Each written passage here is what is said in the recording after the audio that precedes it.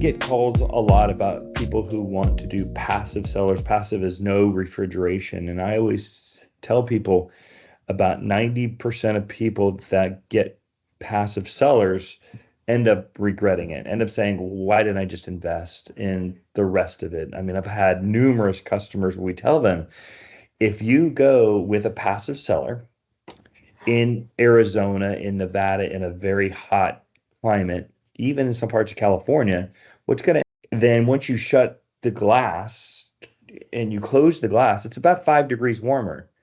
So once you get to 80 degrees, your bottles start to boil and ruin. So the whole point of having a wine cellar is to have the refrigeration. So the only way I suggest having a passive cellar is having no glass and having it at room temperature, whatever that is. So having a passive cellar, I've heard so many times, why did it really push me towards refrigeration? It always was, I don't want to hear any more about refrigeration. We're not going to spend the money. It's out of our budget. We just want something beautiful on the wall.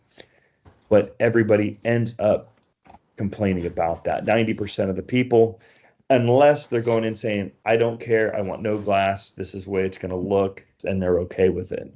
We come across a lot of calls, probably 2 out of 10 calls, are people that have a passive cellar and they're trying to look to build it with refrigeration. And somebody just says, oh, put a refrigeration unit in there. You can't just put a refrigeration unit in there, because how are you going to insulate the walls?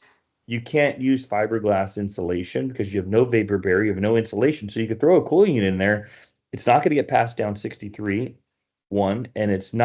and you're going to end up with mold or wet walls that are eventually going to turn to mold. It may not happen in today, it may happen in 6 months, but your cooling unit will never work.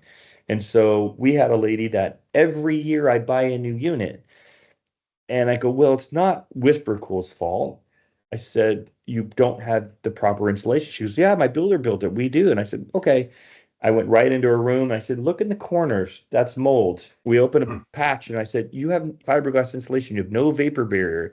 The cooling is going right in and going right out of your walls. Now that will work with a house that's trying to get to 72 degrees or 75 degrees in air conditioning.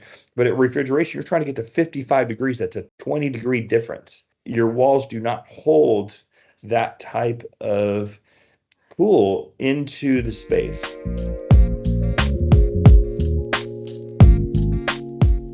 I really don't suggest self-contained units very often, and there's a few reasons why. It's got to be a smaller space. It has to be going to the outside or going into the garage. The heat needs to go somewhere.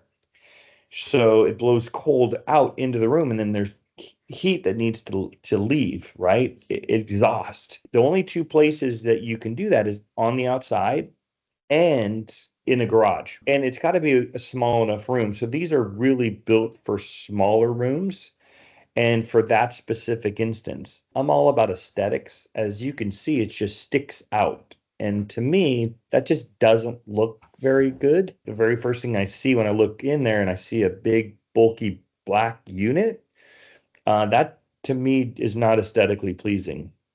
Now, if somebody's on a budget, that makes perfect sense. But I always go for what's called a ducted split system unit, or a fully ducted is what they call it. Now, what that is somebody who can't put a condensing unit outside. They're in Montana, they're in Colorado, they're in Alaska.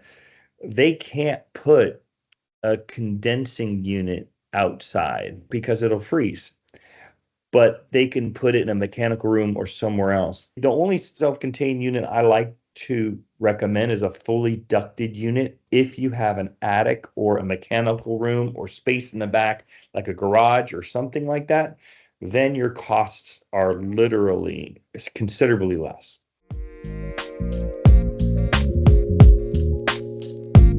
What I normally do is the very first thing I ask anybody is, do you have an attic above? Do you have a mechanical room? Do you have a garage right behind the wine room? No, no, no. Okay. Then how are we going to get it to the outside, right? So the main part is you have to know what cooling unit you're going to use first. Then you build the wine room around it. And that's really important. People always think that you have to have this, make this beautiful self. No, well, if you think about the cooling unit last, you're gonna have a self-contained unit right in the middle of the wall of this beautiful cellar, and it's gonna look aesthetically wrong. But if you know what unit that they can use from the very beginning, that's where you start. Then you worry about the aesthetics. Because if you don't get the cooling unit right, it'll never, your wine room will never be right. And I said, like, I probably 4 out of 10 calls I receive are people putting the wrong unit into the space, regardless if they got it from Whisper Cool, if they received it from another dealer, whatever they've done, it's wrong. And they totally undersized it or they oversized it. And when you oversize it, you create more humidity in the space. In this case, I have a customer that has 80% humidity. Well, why? Because it's a too large of a unit and it's creating too much humidity in the space.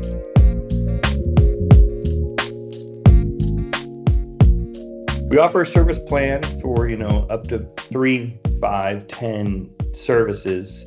Doesn't matter when you use them, but we tell people who have a certain amount of wine or price per wine is do it every 6 months to a year, but that's up to them. No more than a year, you should have that serviced. You have hundreds of thousands, if not millions of dollars in wine. So why wouldn't you spend that money to get it serviced? It's kind of like, again, I bring that back, the Mercedes, the Ferrari, something, Range Rover, you have to get that unit serviced and it can run a lot longer than if you don't. And if you just go 1 day, 2 days, 1 week with no refrigeration, you have a chance to spoil hundreds of thousands of dollars of wine. And you just don't want to end up doing that. So you just get a service stick every 6 to 12 months, keep that unit working properly, keeping the 134A at very perfect pressures and cleaning out, the condensing unit and the coil and making sure that it's going to run efficiently through the summer seasons. You could buy a pack and get it for less per service, or we can do one-offs that we normally do is somebody just calls and does a one-off for that moment.